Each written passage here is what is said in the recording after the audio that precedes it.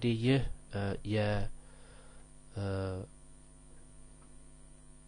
ArcGIS ራስን በራስ ማሰልጠኛ ሶፍትዌር ነው። እንግዲህ ይህ ArcGIS ሶፍትዌር ከየትኛው የኮምፒውተር ሶፍትዌር ይመደባል የሚለውን ሐሳብ ለመስጠት ያክል ኢንትሮዳክሽን ለመስጠት ያክል እንግዲህ አጠቃላይ ሶፍትዌሮች በሁለት መሰረታዊ ክፍል ይከፈላሉ። እነኚህም ሲስተም ሶፍትዌር እና አፕሊኬሽን ሶፍትዌር የሚባሉት ናቸው። እንግዲህ ሲስተም ሶፍትዌርስ እንግዲህ የምንላቸው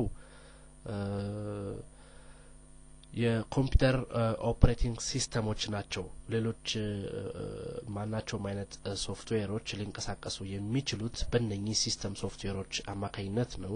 ለምሳሌ MS DOS እና MS Windows ዋናዎቹ ናቸው። በሁለተኛ ጎራ ደግሞ አፕሊኬሽን ሶፍትዌርስ የምንላቸው አሉ። እነኚህ እንግዲህ ቤዚክ እና ፕሮፌሽናል ብለን ልንከፍላቸው እንችላለን።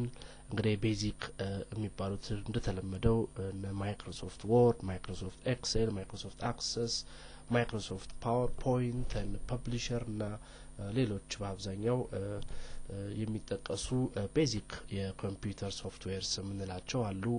በሌላ ወገን ደግሞ ፕሮፌሽናል ሶፍትዌርስ ኮምፒውተር ሶፍትዌርስ የምንላቸው አሉ። ለምሳሌ እንደ አውቶካድ፣ አርኪካድ፣ ሳፕ እና እንግዲህ GISም በዚህ ፕሮፌሽናል ሶፍትዌር ውስጥ ይካተታል። GIS እንግዲህ ምህጻረ ቃል ነው። ጂኦግራፊክ ኢንፎርሜሽን ሲስተም ማለት ነው። እንግዲህ በዲጂታል ፎርማት ማፕን አደራጅቶ ፕሮሰስ አድርጎ አናላይዝ አድርጎ ለውጤት የሚያበቃ የኮምፒውተር አፕሊኬሽን ሶፍትዌር ነው። እንዴ ጠቅለል ያለ መረጃ ለመስጠት ያክል GIS ሁለት አይነት መረጃዎችን በሁለት አይነት ፎርማት የሚቀመጡ የጂኦግራፊክ መረጃዎችን ይጠቀማል። ይሄውም ስፓሻል እና ነን ስፓሻል ወይም ስፓሻል ዳታ የሚባሉት ናቸው።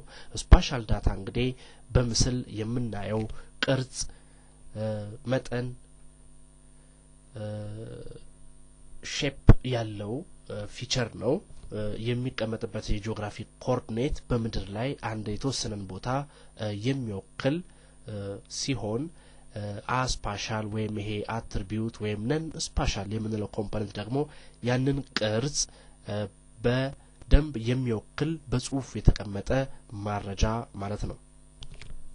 እንግዲህ ከዚህ ቀጥሎ የሚከተሉትን የጂኦግራፊክ ኢንፎርሜሽን ሲስተም መሰረታዊ የሆነ ሐሳብ እና መሰረታዊ የሆነ የሶፍትዌሩን ቴክኒኮች ተከታትላችሁ ከዛም ተጨማሪ ልምምዶችን በማድረግ ዕውቀታችሁን ከፍ ወዳለ ደረጃ እንድታደርሱ ከወዲሁ እያሳሰብኩኝ ወደ ቱቶሪያሉ እንገባለን።